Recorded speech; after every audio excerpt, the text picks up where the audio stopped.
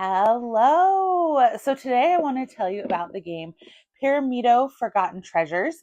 Now, Pyramido came out in either 2023 or 2024, I can't remember which, and it was this really great game where you are building up your pyramid over 4 different layers. Each round you have slightly fewer turns, so you're having to do more with less, but you're also using what you've already built to score your points. This takes it and it adds a gem element to it, which is going to influence the way things are scored. And I love it. I think it adds just the right next level of complexity to it. If you don't already own Pyramido, I would say jump in with this one instead, because if you wanted, you could essentially play the other game by ignoring the gems. But why would you ignore the gems when there's something fun and shiny in this game? So in this game, this was sent to me by Synapses Games because I loved the original so much. The playmat is optional, but it gives you spots to put 5 stacks of these tiles. And this is not all of them. I only pulled about half of them out of the box. You actually will have way more than this. And you can see on the back of each one, it shows you a color and it shows you 2 gems. So I know when this tile gets flipped over, it's going to have green and purple on the other side, and it is going to have 2 purple gems somewhere on there. So this one, for example, is going to have green and purple, but the gems will be somewhere on the green and somewhere on the purple. There's red, blue, yellow, green, purple. Yeah, those are the colors.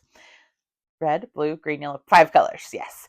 And then down here, you have your bag of gems, and you are going to put 3 gems in each spot randomly. Now, most of the gems correspond to the colors of the cards, and then there are the clear gems, and they are a wild. If you can get 2 clear gems, they will count as one of any color of your choice. And this is important for scoring, which occurs each round. So it is a cumulative score that you will be going for. So there will be 3 tiles face up on your turn. And on your turn, you get to pick one of the face-up tiles to begin adding to your pyramid, and you then take one of the gems down below it. If someone takes the last gem in a spot, then you'll refill it. So maybe I want to start with this green and yellow one, and I'm going to take a purple gem in hopes that I build up purple. So I am going to start building my pyramid. And the gems are just going to be off to the side. They will not get placed until the end of each round. And they also, anything placed will go away at the end of that round. So you need to plan carefully. You can carry a few gems forward to the next round. So you are going to be building your pyramid. The bottom layer will be 5x4 or 4x5, depending on how you choose to build it.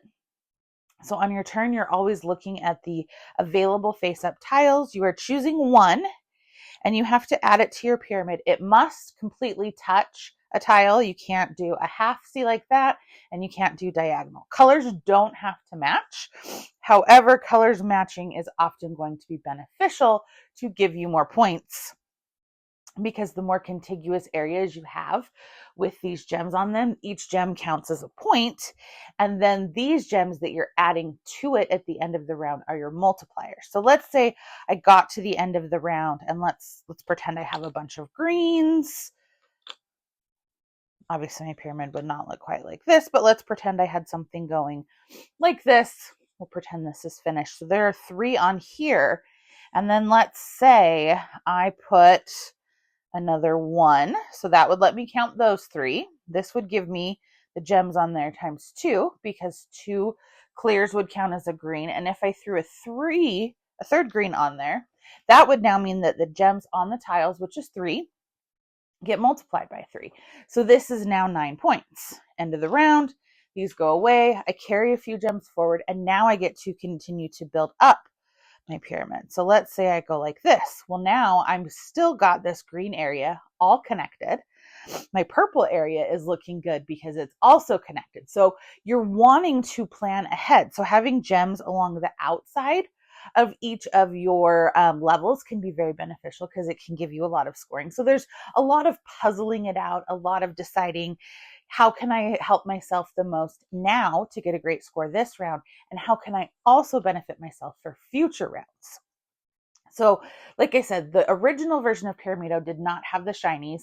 or the gems. You just counted based on your largest areas of colors. This time, you have to have gems that will allow you to score your areas. So you're having to carefully balance what tile you're taking, what gem you're getting, and how you're going to place it at the end of the round.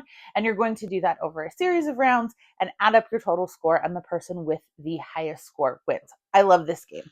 You know, I love a thinky, puzzly game that makes your brain work. I love that there's something shiny on the tiles because that is so fun. And it just gives you that extra element of really trying to plan ahead. And you have a little bit of information on the backs of the cards. So you know some of the things that are coming, but you don't know for sure what's going to be available on your turn. So while you're planning ahead, you're also having to make tactical decisions. This game plays 1 to 4 players. I love it. I've played so many games. I believe it's still in alpha on Board Game Arena, so at some point it is going to be available on Board Game Arena if you don't have access to alpha games yet. But I think Pyramido Forgotten Treasures is a fabulous game. Thank you to Synapses Games for sending me this. I would love to know if you have played it or you've played the original. What do you think? Give me a like and a follow, and I'll keep bringing you more board game content. Thanks. Bye.